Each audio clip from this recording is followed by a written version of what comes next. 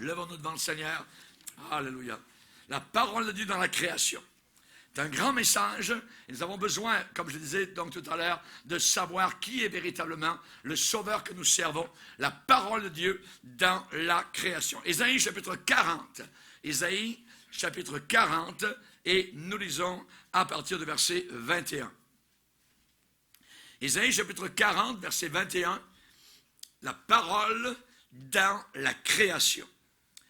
Ésaïe 40, verset 21, c'est Dieu qui parle et qui déclare, « Ne le savez-vous pas?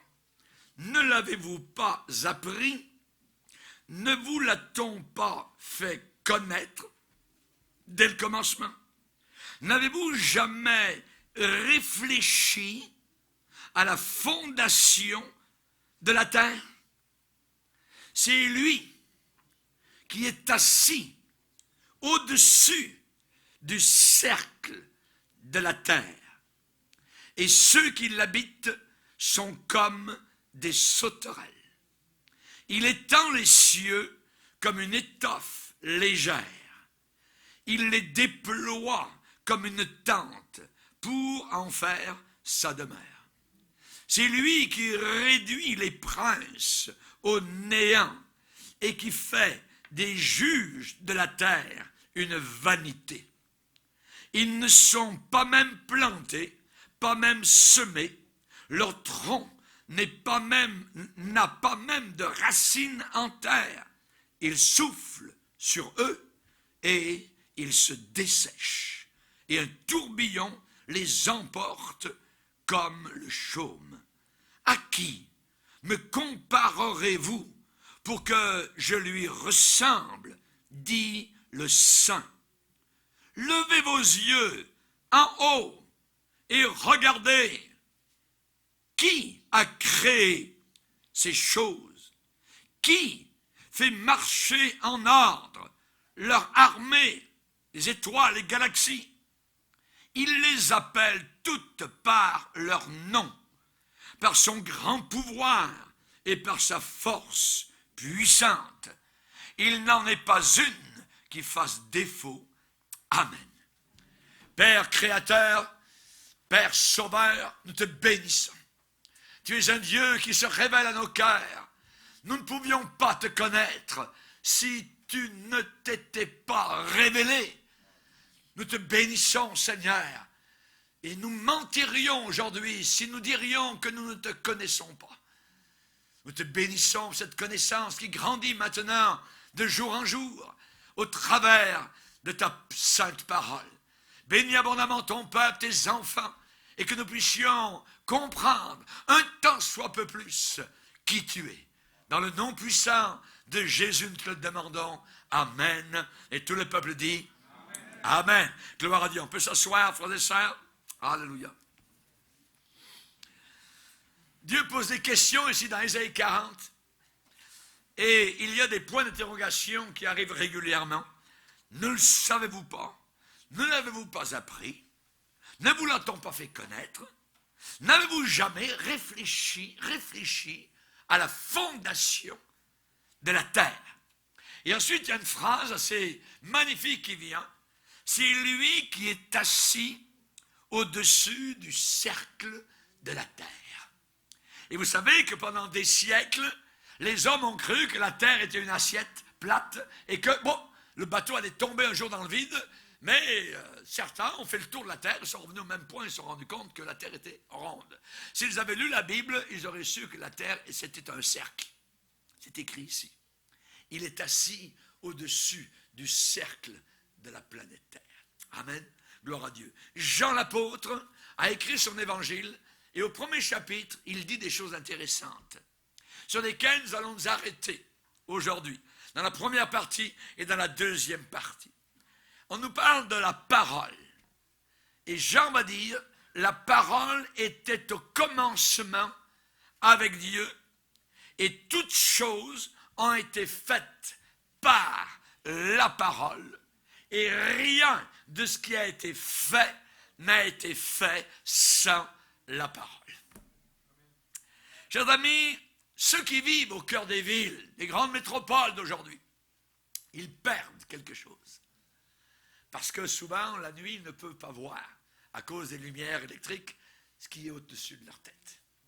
Au-dessus de leur tête, il y a, en pleine campagne, dans la noirceur, un ciel magnifique, un ciel étoilé, avec des galaxies, avec toutes sortes de choses qui sont merveilleuses à contempler. Et je pense qu'il n'y a pas, ces gens-là, les citadins, n'ont pas une vue large, élargie, je dirais grande et grandiose, des choses, de la nature, de la conception de la nature. Les fameux horizons lointains, non, eux, c'est là, au bout de la rue, c'est un bâtiment qui est là, il y a un mur, ils ne voient pas plus loin que ça. Hein. Ils n'ont pas la vision des contours, je dirais, sur les collines, là-bas, au loin, éloignés, ou les sommets, enneigés, hein. Snow-capped mountains, ces montagnes sur lesquelles, en haut, il y a la belle couverture blanche de neige. Les sommets enneigés des Alpes, ou les Rocheuses, ou les Carpates, où j'étais dernièrement, ou les Appalaches, ici au Canada, les Laurentides, les Pyrénées, à côté de l'Espagne, voyez. Et j'aimerais vous dire qu'il n'y a pas de vision peut-être plus grandiose que de marcher au bord de l'océan. Quand vous êtes au bord de l'océan, les deux pieds dans le sable, voyez, alors que le soleil est en train de se lever à l'est le matin, d'un rouge si magnifique, d'une aurore si belle. Et vous voyez quasiment au loin une légère courbe, voyez, de la planète Terre, de l'océan. C'est magnifique. Voir la mer pour la première fois. Je l'ai vu la première fois en France, au Sainte-Marie-de-la-Mer, la mer Méditerranée. J'ai vu la mer pour la première fois.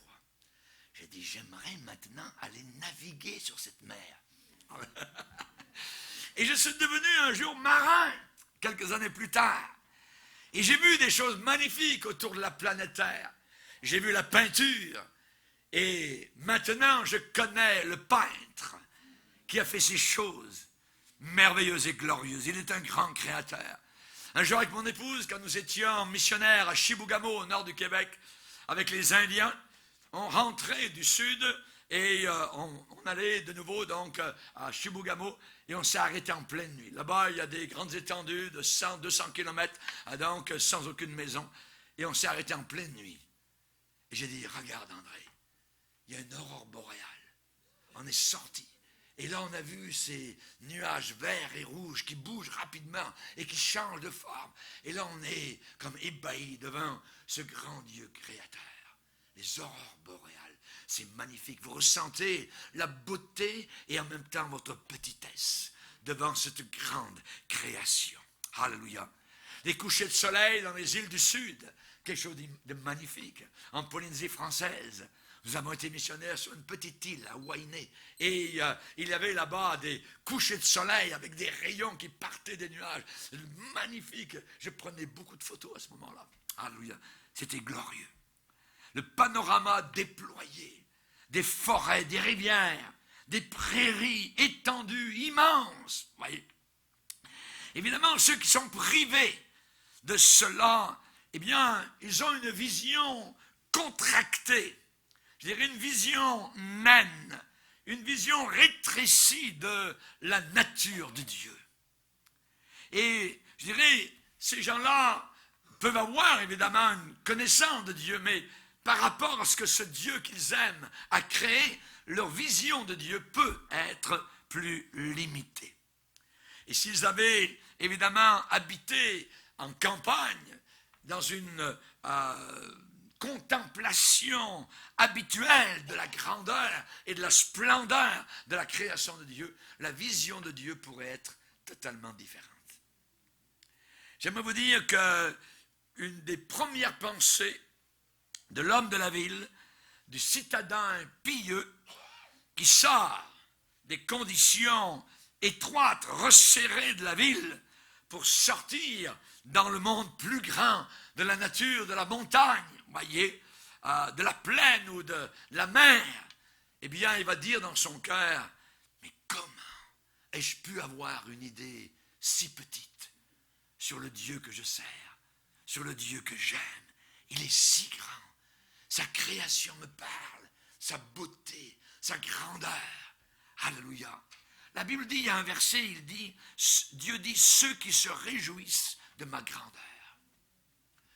Je veux faire partie de ceux qui se réjouissent de la grandeur de Dieu.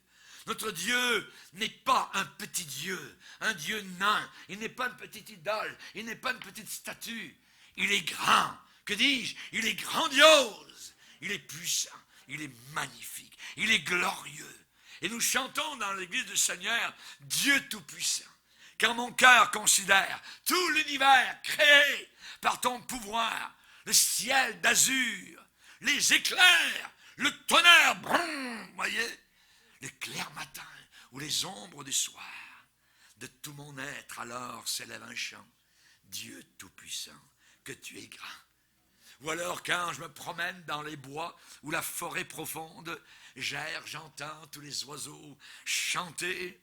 Quand sur la montagne, la source avec son onde qui coule, livre aux zéphyrs son chant doux et léger. Mais alors mon cœur heureux s'écrie à chaque instant, Dieu d'amour, que tu es grand, que tu es grand, que tu es merveilleux. Amen. Alléluia. Gloire au Seigneur. Évidemment, nous entendons dans la Bible la voix, la note basse du psalmiste qui est étonné, qui dit dans un psaume, Seigneur, tu es grand et tu es digne d'être loué. Et il va dire, sa grandeur est insondable. Insondable. Nous disons, Seigneur, sonde-moi, parce que tu vas arriver au fond, tu vas arriver au bout quelque part. Voyez. Mais Dieu, eh bien, il a une grandeur insondable, infinie, qui n'a pas de fin. Alléluia. L'automne au Canada, c'est magnifique. Alléluia. Ces érables de toutes sortes de couleurs, sur un fond bleu avec des nuages, les beaux cumulus blancs. Alléluia. Mais qui est capable de faire ça? C'est magnifique. Nous regardons, nous contemplons nos avions qui viennent d'Europe ou d'ailleurs sont pleins pour venir voir simplement nos forêts. Vous voyez? Nous n'avons pas beaucoup d'histoire ici au Canada, c'est un pays neuf, mais nous avons des forêts. Amen. Et nos forêts sont belles. Amen. C'est le peintre qui a pris le pinceau, et qui à un certain temps de l'année est en train de changer tout ça. De vert, ça devient mauve, ça devient bourgogne, ça prend toutes sortes de formes. On dirait nos forêts enflammées, même si un jour il n'y a pas de soleil, on dirait que ça brille de partout. C'est magnifique. Et c'est beau de sortir de nos villes, nous chrétiens, et d'aller dans la campagne, de regarder, de contempler. Amen. La gloire, la puissance de ce que notre Dieu est capable d'accomplir. Et nous pensons, nous réfléchissons à notre Seigneur Jésus-Christ comme un frère, comme un sauveur, comme un ami. Alléluia. Le concevons-nous vraiment comme étant investi, voyez, de toute la gloire immense de la Sainte Trinité. Alléluia. Notre Sauveur est Dieu. Il est Dieu. Alléluia. Et évidemment, nous ne pouvons pas ne pas être intimes avec lui. Nous ne pouvons pas ne pas être, je dirais, tendres, trop tendres dans nos relations avec lui. On lui dit tout. On lui dit tout ce qu'il y a sur notre cœur. Seigneur, regarde. Voyez, j'ai ceci, j'ai cela, j'ai besoin de ta grâce, j'ai besoin de toi. On lui parle, voyez. Alléluia. C'est très bien d'aller parfois à l'extérieur et de voir ce qu'il a fait. De voir ce qu'il a fait. Amen. Et de savoir comme il est grand. Lui qui est si proche de nous. Chaque jour, il est là.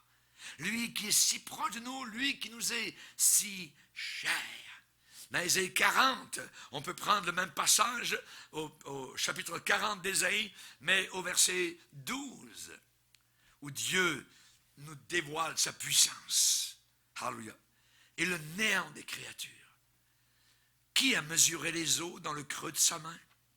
Qui a pris les dimensions des cieux avec la paume? Qui a ramassé la poussière de la terre dans un tiers de mesure? Oh ouais. Qui a pesé les montagnes au crochet? Qui a pesé les collines à la balance? Qui a sondé l'esprit de l'Éternel? Et qui l'a éclairé de ses conseils? Avec qui a-t-il délibéré en comité, en conseil, pour en recevoir de l'instruction? Qui lui a appris, qui lui a enseigné le sentier de la justice? Qui lui a enseigné la sagesse?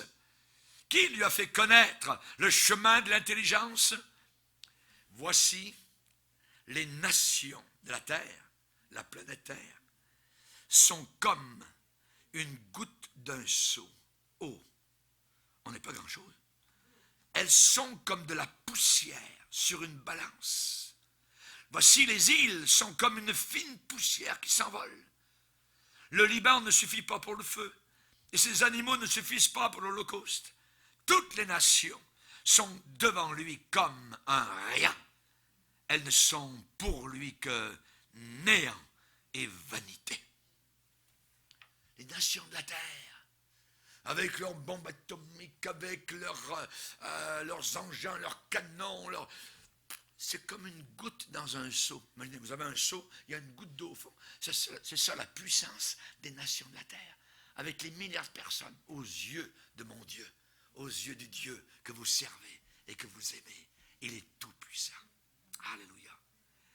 Et la Bible me déclare que cette parole, par qui toutes ces choses ont été créées, elle était au commencement avec Dieu. Elle était au commencement avec Dieu. Et ça semble, au premier aspect, on va relire ça, regardez dans Jean, premier chapitre. Jean, premier chapitre. Jean, premier chapitre, verset 1er. Au commencement, il me semble que ça commence comme la Genèse, un peu. Au commencement était la parole était avec Dieu, et la parole était Dieu, avec un D majuscule, messieurs les témoins de Jéhovah. La parole était Dieu. Elle était au commencement avec Dieu. Toutes choses ont été faites par elle, et rien de ce qui a été fait n'a été fait sans elle. En elle était la vie, et la vie était la lumière des hommes. La lumière, lui, dans les ténèbres, et les ténèbres ne l'ont pas reçue. Revenons au verset 2. Elle était au commencement avec Dieu. Juste ça. Elle était au commencement avec Dieu. Ça semble répéter ce qui est dit au verset numéro 1. Verset numéro 1 nous dit, au commencement était la parole était avec Dieu et la parole était Dieu. Ça semble répéter au verset 2 ce qui est dit au verset 1er, mais ce n'est pas vrai. Au verset 1er, il est dit, au commencement était la parole était avec Dieu et la parole était Dieu. Et le verset 2 nous dit, elle était au commencement avec Dieu. Le verset 2 est plus que le verset 1er. Ça nous dit que celui qui était avant le commencement était aussi au commencement. C'est différent. Je répète, ça nous dit que celui qui était avant le commencement, il était aussi lors du commencement. Vous avez compris. Et cette communion, ce fellowship, face à face, qui avait duré, qui avait subsisté, je dirais, avant tous les mondes, eh bien, cette communion entre le Père, le Fils et le Saint-Esprit était en activité, était agissante, était en exercice actif au moment magistral où la création a commencé, où il y a eu un début, où il y a eu un fiat de Dieu, où il y a eu une parole créatrice de Dieu. Dans ce moment auguste et magistral, quand la Trinité bénie a commencé de créer. Faisons l'homme. Faisons l'homme. Première personne du pluriel. La Trinité, Père, Fils et Saint-Esprit. Faisons l'homme. C'est la voix de Jésus-Christ qui a dit que la lumière soit. Et soudain, une nouvelle substance éthérée s'est répandu comme une vapeur, voyez, une sorte de halo de gloire au travers de l'espace. Notre Dieu a créé à partir de rien. Il a créé à partir de sa parole. Il a dit, il a déclaré, et les choses sont arrivées. C'est la main de Jésus qui a fait l'étendue entre les nuages et la mer, et à l'intérieur de laquelle étendue, les oiseaux ont commencé à voler. Que les oiseaux volent, a dit le Seigneur, sur la terre et vers les cieux, en direction des cieux.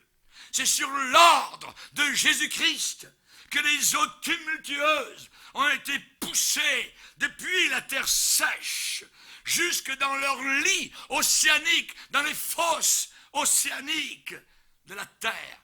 C'est que Dieu avait excavé pour préparer l'espace pour que les océans puissent demeurer là. Ça a été la pensée de Jésus-Christ de faire voler en éclats les sommets des montagnes qui sont escarpés. Parfois, on se dit, il semble qu'il manque des morceaux. Pouf, pouf, pouf. Notre Dieu, il a pensé à ça. Et nous regardons ça. Et nous disons que c'est beau. Et nous prenons des photos. Et nous filmons tout ça. Nous filmons quoi? Nous filmons ce que Jésus-Christ a créé. Alléluia. Gloire au Seigneur. Toutes ces choses ont été faites par lui. C'est ce que Jean nous dit. Toutes choses ont été faites par elle, par la parole qui est Jésus-Christ. Toutes choses ont été faites par lui. En grec, ça dit toutes choses devinrent. Ça veut dire toutes choses sont venues à l'existence au travers de lui, au travers de Jésus. Toutes choses ont été faites par lui. Alléluia. D'un état de non-existence à un état d'existence. À partir du néant jusqu'à être. Être, le verbe être, ont été faites par lui. Toutes choses, soudain, ont émergé, ont jailli, sont sorties, sont apparues, ont naquirent, voyez, à partir de rien, ex nihilo, à partir du fiat créatif. Notre Dieu, Jésus-Christ, a parlé. Jésus a dit à sa génération, quand il était sur la terre, « Avant qu'Abraham fût, je suis. » Alléluia. La Bible nous dit qu'à la fin des temps, il y aura des moqueurs qui viendront en disant, où est la promesse de la venue du Seigneur, le retour du Seigneur? Il est dit, ils veulent ignorer en effet que des cieux existèrent autrefois par la parole de Dieu. Des cieux existèrent autrefois par la parole de Dieu. De même qu'une terre tirée de l'eau et formée au moyen de l'eau. Ils veulent ignorer cela. Ils ne veulent pas croire qu'il y a eu un commencement, un début, qu'il y a eu un acte créatif de la part de quelqu'un extérieur à sa création. Dans l'œuvre de création, nous avons des expressions qui reviennent souvent dans la Bible. Par qui? En lui, au travers de lui. Et cette préposition est toujours utilisée dans l'office, le rôle qu'a joué Jésus-Christ, comme agence de création, dans la fonction de Jésus, dans le ministère de Jésus. Et là, nous avons le plein sens, la pleine signification. Dans 1 Corinthiens 8,6, il est dit, nous avons un seul Seigneur, Jésus-Christ, par qui sont toutes choses. Par qui? Au travers de qui sont toutes choses. Toutes choses existent. Et par qui nous sommes. C'est Dieu qui t'a créé, et ce Dieu s'appelle Jésus-Christ. C'est lui ton créateur. C'est lui qui pousse ton cœur à battre. C'est lui qui pousse le sang dans tes veines. 1 Corinthiens 8,6, un seul Seigneur Jésus-Christ, par qui sont toutes choses et par qui nous sommes, par qui nous existons. Colossiens 1,16. Car en lui, en Jésus-Christ, ont été créées toutes les choses qui sont où? Dans les cieux, que nous ne voyons pas, et toutes les choses qui sont sur la terre. Les choses visibles et les choses invisibles. Tout a été créé par lui et pour lui. Tu as été créé pour servir le Seigneur, pour bénir Dieu, pour louer ton Créateur et ton Rédempteur. Hébreux 1er chapitre verset 2. Dieu dans ces derniers temps nous a parlé par le Fils, par lequel, regardez l'expression, par lequel il a aussi créé le monde. Par lequel il a aussi créé le monde. Donc ça laisse le Père comme étant l'origine, la source de toutes choses. Et les anciens dans le ciel, eh bien ils ont raison devant le trône d'adorer perpétuellement, sans cesse, sans cesse. Et ils disent quoi? Tu es digne, notre Seigneur et notre Dieu, de recevoir gloire, honneur, puissance, car tu as créé toutes choses. Et c'est par ta volonté qu'elles existent et qu'elles ont été créées. Alléluia. Merci Seigneur. Et le Fils de Dieu, eh bien, lui, il est l'organe, si je peux m'exprimer ainsi, l'organe au travers duquel passent et agissent les buts créatifs de Dieu. Au travers de Jésus, par Jésus-Christ. Et c'est là que le Dieu infini se prononce lui-même, se déclare lui-même, s'exprime lui-même dans ses œuvres glorieuses. Glorieuses. Alléluia. Et nous chantons, nous dans l'église de Dieu, qui donc dans le ciel est semblable à toi? Qui est puissant comme toi, éternellement roi? Tu es Adonai, Jireh.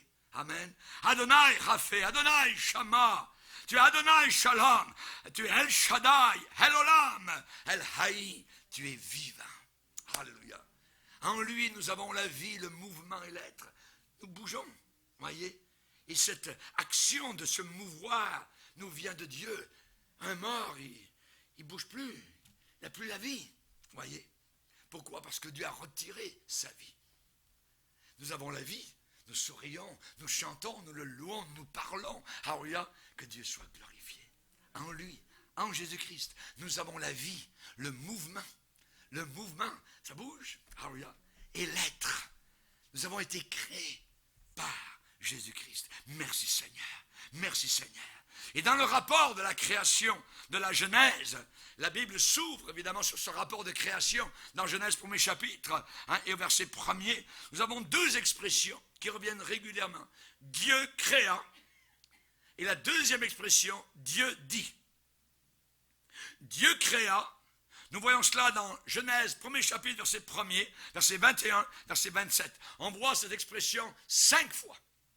5 fois. Et Dieu dit, on a l'expression 10 fois, double.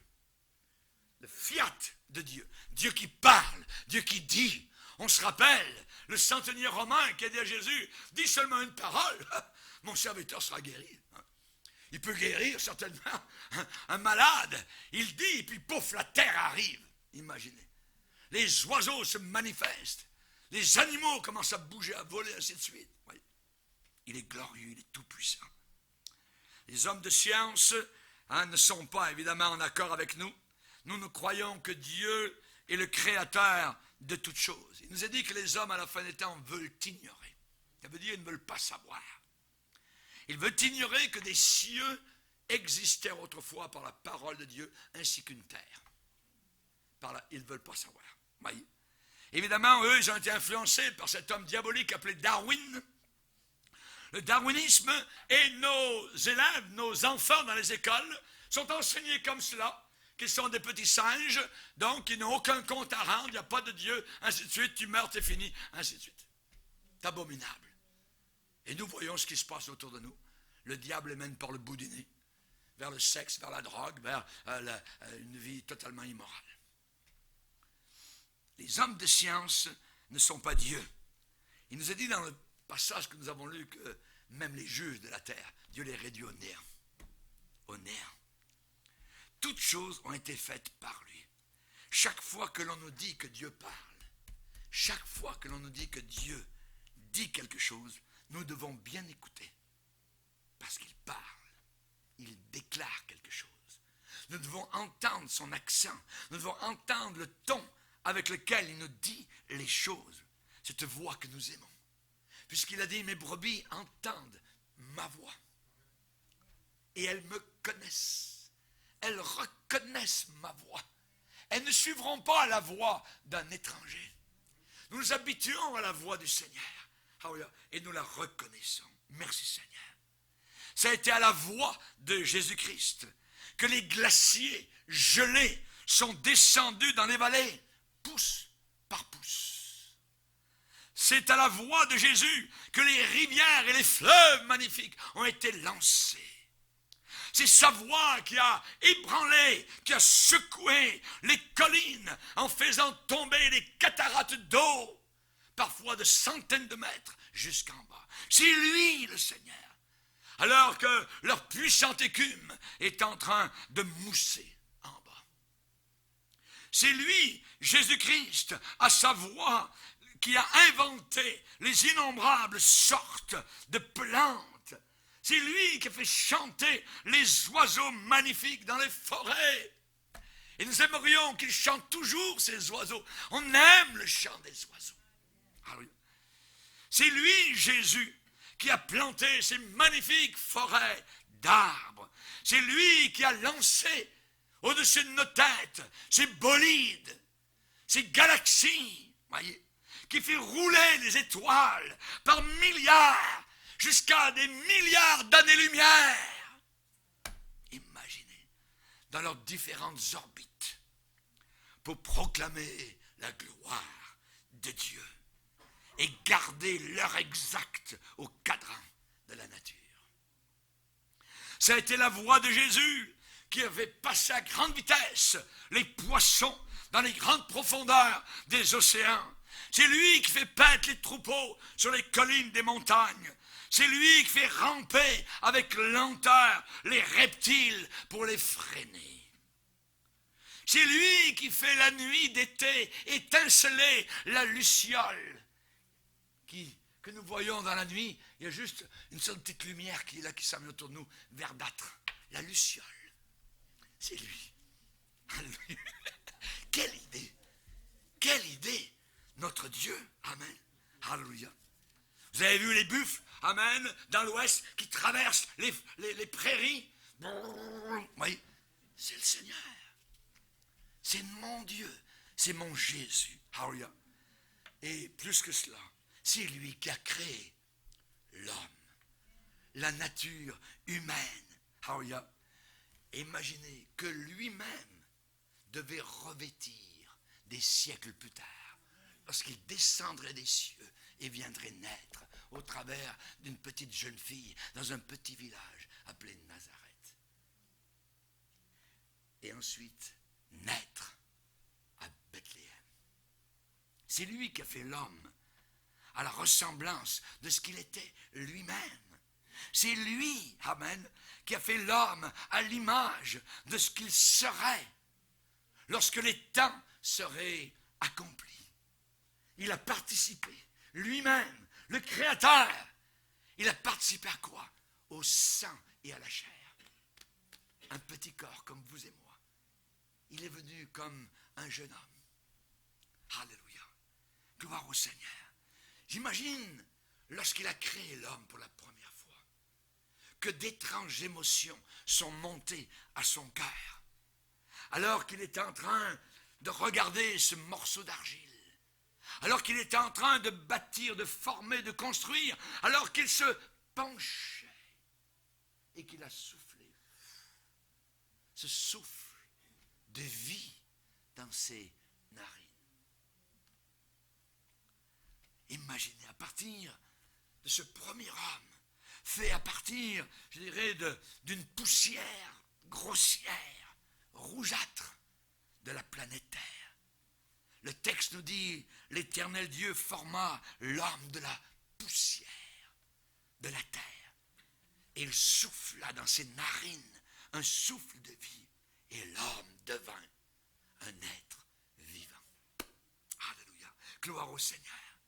Chers amis, c'est formidable. Alléluia. De penser ce qu'il a dû réfléchir quand il a créé. Il a dû se dire, un jour, je vais devenir moi-même, je vais entrer dans un corps d'argile, comme le premier homme, comme Adam. Pourquoi? Pour payer le prix de leur péché. Quelles étranges émotions il a dû avoir lorsqu'il a créé le premier homme. Ma Bible me dit, rien de ce qui a été fait n'a été fait sans lui. Rien de ce qui a été fait n'a été fait sans lui. Ça veut dire sans sa présence, sans sa parole. Et je pense que au travers de ce verset, Jean 1er chapitre, verset 3, toutes les exceptions sont impossibles. Toutes les exceptions sont impossibles. Rien de ce qui a été fait n'a été fait sans lui. À l'exclusion de lui, en dehors de lui, à part de lui, quelqu'un d'autre, un autre créateur, un autre Dieu. Non, non. Rien de ce qui a été fait n'a été fait sans lui. En grec, c'est très énergique, c'est catégorique, c'est exclusif. Ça veut dire pas une seule chose, pas la moindre chose. Rien n'a été fait sans lui. Sans lui. On ne peut même pas exclure les anges puissants. Un seul a été capable de tuer 185 000 hommes, l'armée de Sanchérib. Rendez-vous compte? Un seul ange. Sont-ils puissants, les anges? Ah, mes amis, Jésus dit, je pourrais invoquer une légion d'anges, il viendra à mon secours. Un seul ange a été capable de tuer 185 000 hommes. Rien de ce qui a été fait n'a été fait sans lui. Même les anges les plus puissants n'ont pas été faits par quelqu'un d'autre. C'est lui, le Seigneur qui les a créés. Alléluia. On ne peut pas exclure les anges puissants. Pourquoi? Parce qu'ils sont trop grands. Non, non, non. On ne peut pas exclure, je dirais, les microbes et les puces parce qu'ils sont trop petits. Non, ils ont été créés par lui. On ne peut pas exclure les mondes, les planètes immenses qui sont trop lourds. Non, il a tout créé.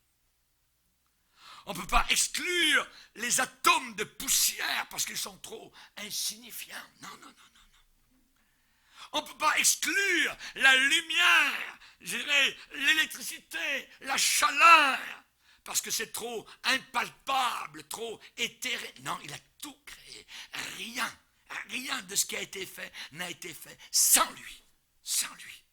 On ne peut pas exclure non plus les ichthyosaurus, les bourdons, les crapauds, voyez, parce qu'ils sont trop laids, trop disgracieux. Non, non.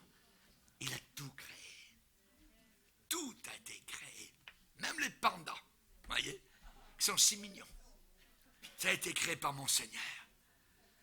Vous savez, la main de l'inspiration écrit le nom de Jésus-Christ. Là où les artistes placent leur nom. Ils peignent un tableau et disent, c'est moi qui l'ai fait. C'est pas vrai. Tu as pris l'exemple, tu as copié ce que Dieu a fait. Quand vous prenez l'avion, les hommes ont copié les avions. Ils ont regardé les oiseaux, ils ont dit, ah, ce serait merveilleux si on pouvait voler comme les oiseaux. Ils ont copié. Ça vient de la pensée de Dieu. Alléluia.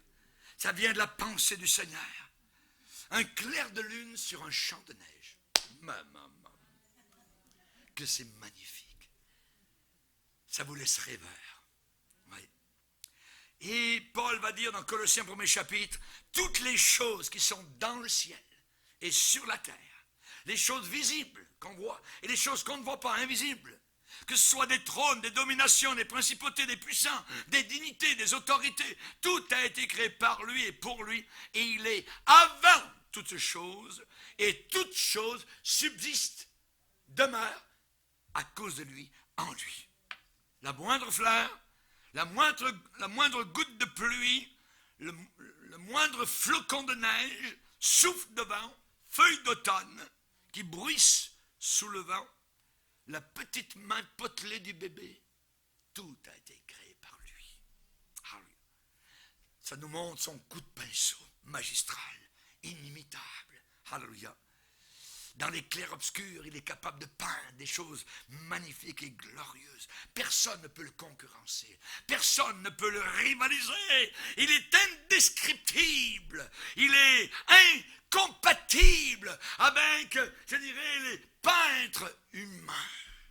Il est inimitable. Nous chantons « Qui est comme toi parmi les dieux éternels ?»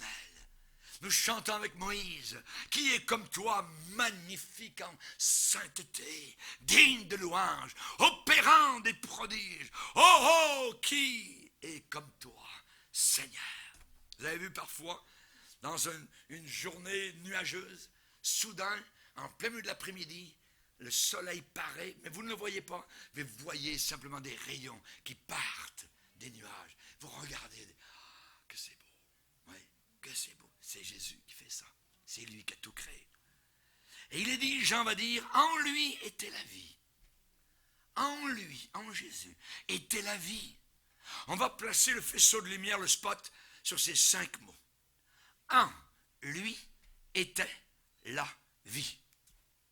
En lui était la vie. Et on va éclairer ces 5 mots, voyez, au travers de ce que lui-même, Jésus, a déclaré. Il a dit, comme le Père à la vie en lui-même, ainsi le Père a donné au Fils d'avoir la vie en lui-même. Le Père a la vie en lui-même, le Fils a la vie en lui-même. Il est la source, il est l'origine, il est la fontaine de tout être vivant. Et cela dans une position, je dirais, de soumission et de subordination qu'il assume avec joie, volontairement. Il a toujours été soumis au Père et il est Dieu. Et il n'a pas considéré comme une proie à arracher, à monter d'être égal à Dieu. Il est Dieu. Jésus a dit, je suis le chemin, la vérité, la vie. La vie. Nous n'avions pas la vie avant de le connaître. Nous étions morts dans nos péchés. Celle qui vit dans les plaisirs de ce monde, elle est morte. Même si elle existe, elle n'a pas la vie de Dieu. Nous avons été plugués, amen, branchés à la vie. Le courant agit, soudain, la vie agit dans nos cœurs, la lumière, de ténèbres que nous étions, nous sommes devenus lumière, de mort que nous étions, maintenant nous avons la vie, de muets que nous étions, maintenant nous louons le Seigneur, nous le bénissons pour son amour, sa grandeur, sa grâce, alléluia. Alléluia, merci Seigneur, au siècle des siècles. Il a la vie en lui-même, amen. Et particulièrement dans la création, mais aussi dans la rédemption. Dans ces 2 domaines, dans la création, il apporte la vie, et dans la rédemption, dans le salut, il nous apporte la vie. Toute vie vient de Dieu, dans son réservoir d'origine. Quand nous serons au ciel, nous parviendrons devant ce trône, le trône du Père, le trône de l'agneau. Et du trône sort un fleuve d'eau de la vie, limpide comme du cristal. Toute vie sort du Père, sort du Fils. Alléluia. Moi, j'ai envie de me baigner. J'aime beaucoup de me baigner, mais là où je pense, je vais continuer à me baigner. Amen. La première chose que je vais demander au Seigneur, c'est, est-ce que je peux me baigner? Où tu veux aller? Dans le fleuve d'eau de la vie. Alléluia.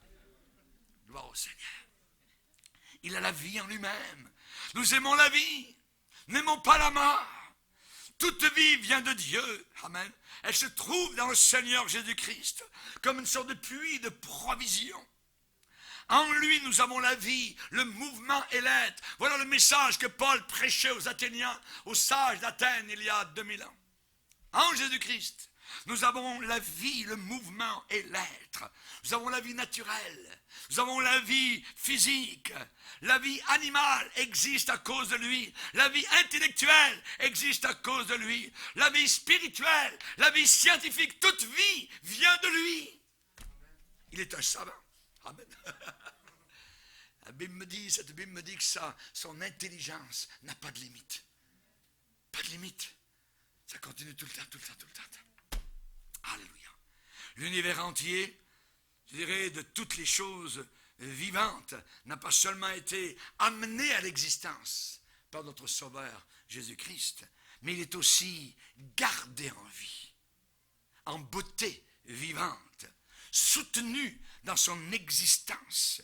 Il est dit qu'il soutient toutes choses par sa parole puissante. Il pose la terre, touc. Sur quoi? Rien. Sur rien. Mais c'est un miracle constant.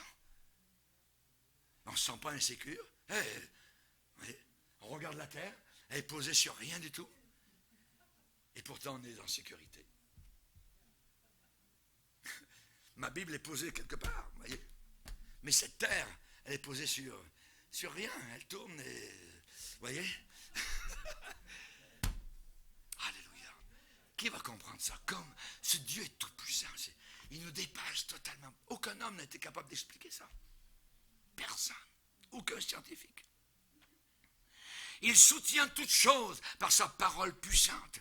Colossiens 1,16. Toutes choses subsistent en lui. Amen. Évidemment, exactement comme une vallée verdoyante est gardée, préservée dans sa beauté fertile, voyez, luxuriante, une végétation glorieuse et merveilleuse, commençant par un arrosage régulier de pluie bienfaisante. Et à chaque instant, à chaque minute, à chaque seconde, Dieu veille sur sa création. Et sa création subsiste grâce à lui. Nous n'étions même pas encore conçus dans le sein de notre mère, que Dieu savait exactement, amen, le jour de notre naissance et le jour de notre départ de la terre. Une science aussi merveilleuse est au-dessus de ma portée. Psaume 139. Alléluia.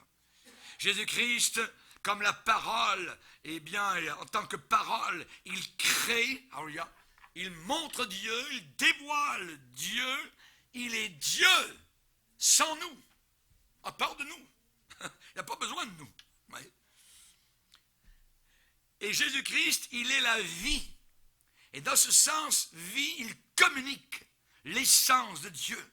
Il est Dieu à l'intérieur de nous. Christ en moi, l'espérance de la gloire.